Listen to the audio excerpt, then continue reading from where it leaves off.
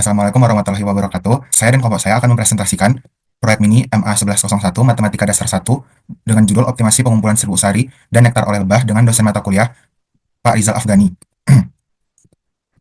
Berikut ilustrasi dan soal yang diberikan pada proyek ini. Baik, saya akan menjelaskan soal nomor 1. Soal nomor 1 sendiri memiliki soal gambar grafik dari fungsi f dan g dan jelaskan mengapa f dan g tidak memiliki nilai maksimum global. Kami membagi soal nomor 1 menjadi beberapa bagian. Berikut merupakan persamaan jumlah nektar. Fungsi ft sama dengan t per t tambah 1. Berikut merupakan persamaan jumlah serbuk sari. Fungsi gt sama dengan t per t tambah 2. Kedua persamaan tersebut kemudian diturunkan terhadap waktu dengan tujuan mencari kemonotonan fungsi. Kemonotonan diperlukan untuk menggambar grafik awal fungsi. Berikut merupakan turunan persamaan jumlah nektar serta garis bilangannya. F aksen t sama dengan 1 per t tambah 1 kuadrat. Asimtot tegak dari ft didapat sama dengan t sama dengan min 1. Berikut merupakan turunan persamaan jumlah serbuk sari serta garis bilangannya. G aksen T sama dengan 2 per T tambah 2 kuadrat. Berikut asimtot tegak dari GT di T sama dengan min 2. Dari garis bilangan yang dapat diketahui bahwa kedua fungsi akan terus monoton naik. Kedua persamaan tersebut kemudian diturunkan lagi untuk kedua kalinya terhadap waktu dengan tujuan mencari kecekungan fungsi. Kecekungan diperlukan untuk menggambarkan grafik awal fungsi. Berikut merupakan turunan persamaan jumlah nektar serta garis bilangannya. F double aksen T sama dengan min 2 per T tambah 1 pangkat 3. Dalam interval T dari kiri ke min 1 akan cekung ke atas, sedangkan dari min 1 ke kanan akan cekung ke bawah. Berikut merupakan turunan persamaan jumlah serbuk sari serta garis bilangannya. G aksen T sama dengan min 4 per T tambah 2 pangkat 3. Dalam interval T dari kiri ke min 2 akan cekung ke atas, sedangkan dari min 2 ke kanan akan cekung ke bawah.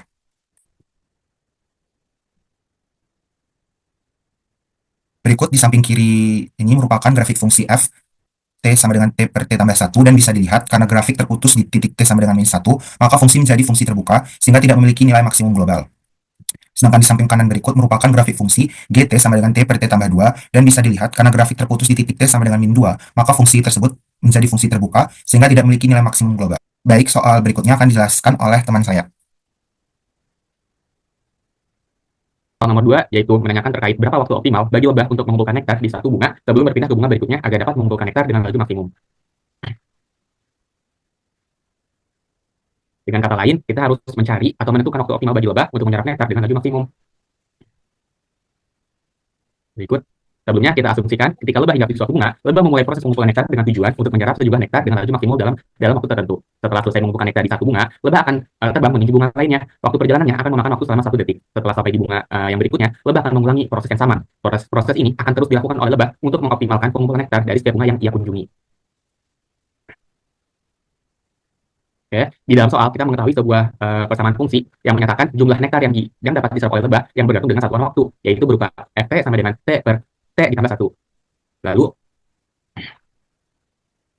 untuk mencari sebuah nilai optimum dari sebuah fungsi, kita akan menggunakan turunan pertama dan turunan keduanya. Turunan pertama digunakan untuk mencari nilai dari titik-titik kritisnya. Lalu turunan kedua digunakan untuk menentukan kelengkungan di sekitar titik kritis. Apabila turunan keduanya bernilai lebih kecil dari 0, maka kita akan mendapatkan nilai maksimum lokal. Lalu apabila turunan keduanya bernilai lebih besar dari 0, maka kita akan mendapatkan nilai minimum lokal. Sementara ketika turunan keduanya itu sama dengan 0, maka perlu dianalisis lebih lanjut untuk menentukan apakah itu titik maksimum atau minimum lokal.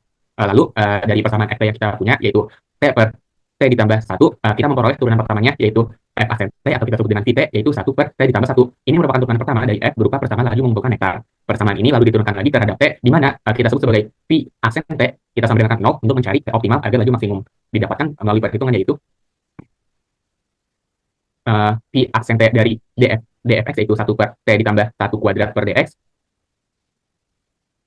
Lalu kita simplifikasi min 2 dikali T tambah 1 per T ditambah 1 pangkat 4 sama dengan 0. Apabila kita kerjakan lebih lanjut, kita akan mendapatkan suatu kontradiksi yang dimana kita akan mendapatkan T sama dengan 1, yang dimana padahal T merupakan waktu yang tidak mungkin negatif. Maka kesimpulannya tidak terdapat titik kritis maksimum ataupun minimum, mengakibatkan tidak terdapat laju maksimum secara global. Maka dari itu kita lakukan secara eksperimen yang dimana kita ambil T dalam interval 1 sampai dengan 10.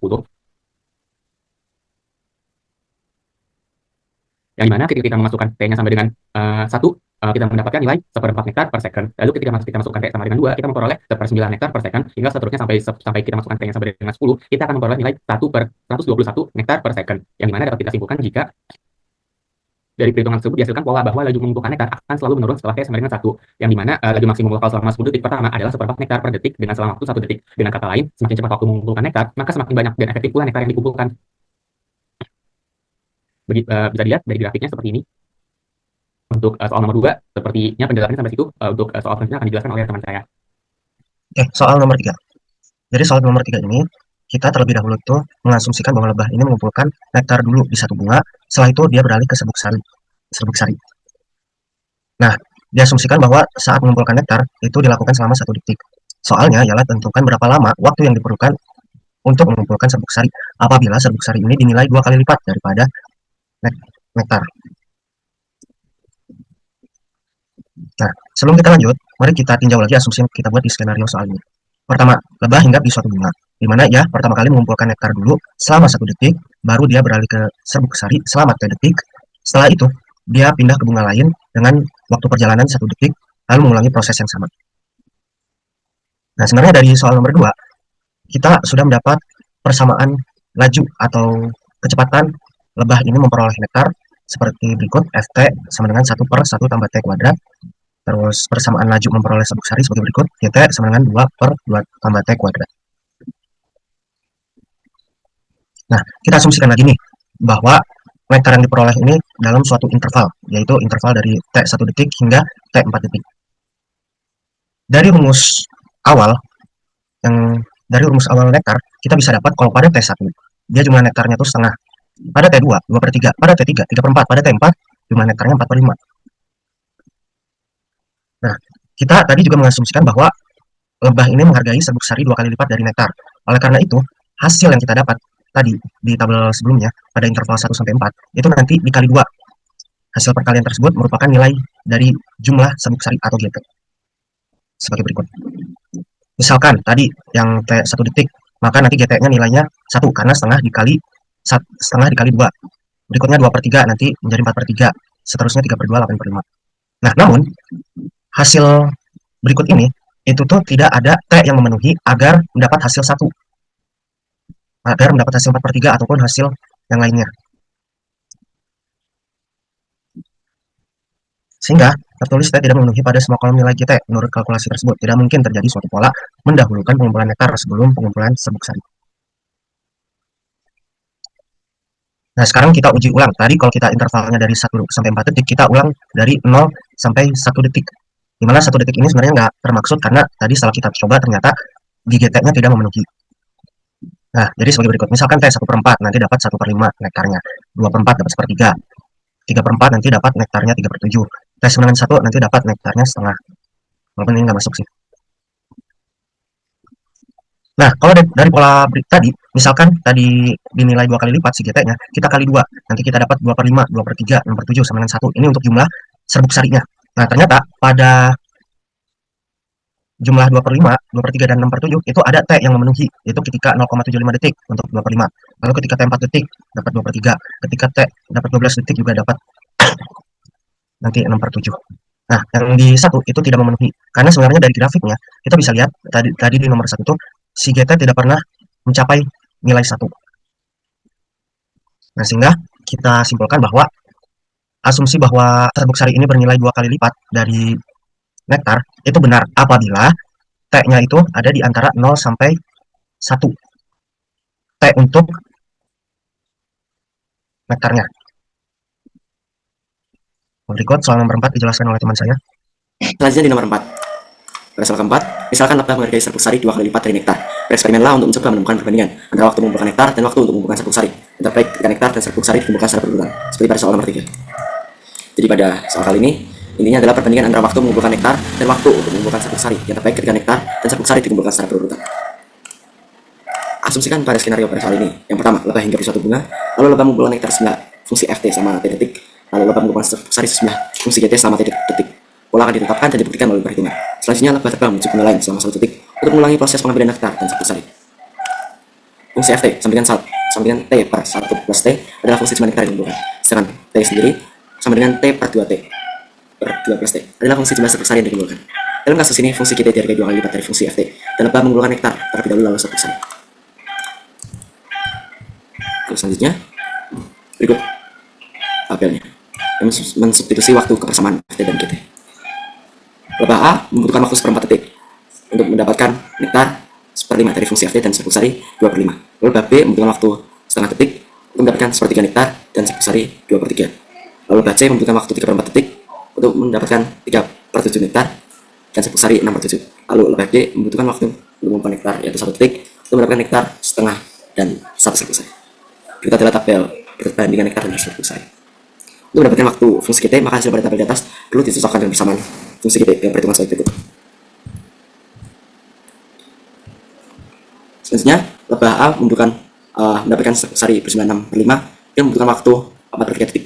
Lalu lebah B mendapatkan 2/3 serbuk sari dalam waktu 4 detik. Lalu lebah C mendapatkan 6/7 serbuk sari dalam waktu 12 detik. Dan yang terakhir, lebah D mendapatkan 1 serbuk sari.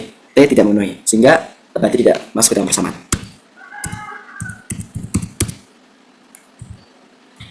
Berdasarkan kedua tabel tersebut, tabel 41 dan tabel 42, dalam perhitungan jumlah waktu akan ditambahkan 1 detik sebagai durasi waktu asumsi perpindahan lebah antar bunga. Diasumsikan pula bahwa setiap lebah hanya mampu hingga pada tempat tiga bunga. Dapat dilihat hasil simulasi beberapa lebah sebagai berikut.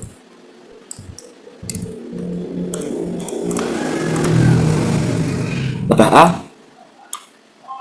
mendapatkan jumlah serbuk sari dan nektar berjumlah 3/5 dalam waktu 19/12 detik. Lalu pindah bunga 1 detik. Selanjutnya mendapatkan 3/5 juga dalam waktu 50/12 detik. Selanjutnya pindah bunga lagi, mendapatkan 3/5 serbuk sari dan nektar, sehingga totalnya adalah 9/5 dan jumlah waktu totalnya juga adalah 27/4. Sehingga efektivitas dari pendapatan nektar dan serbuk sari dibagi waktu adalah 0,2667. Lalu selanjutnya adalah lebah B. Jumlah serbuk sari dan nektar yang didapatkan oleh lebah B bertotal 3 dan jumlah waktunya adalah 15,5 detik dengan efektivitas 0,2069. Lalu selanjutnya oleh lebah C didapatkan total jumlah serbuk sari dan nektar adalah 27/7 dan jumlah waktu yang dibutuhkan adalah 275/7 dengan efektivitas 0,09818. Dari tiga tabel tersebut, lebah A memiliki efektivitas tertinggi dengan nilai sekitar 0,2667. Dapat disimpulkan perbandingan waktu terbaik yang terdapat pada sampel di atas adalah sebagai berikut, yaitu pada lebah A. T kecil dibandingkan T besar, 1/4 dibandingkan 4/3, atau sama dengan 0,25 banding 1,33. Dari analisis tabel lebah A hingga C, dapat pula disimpulkan suatu pola bahwa semakin cepat lebah mengumpulkan nektar dan serbuk sari, maka efektivitas dari pengumpulannya juga semakin besar. Atau dengan kata lain, pengumpulan nektar dan serbuk sari oleh seekor lebah lebih maksimal. Sekian presentasi dari kelompok kami mengenai proyek matematika ini. Mohon maaf bila ada kesalahan dan terima kasih karena sudah menonton.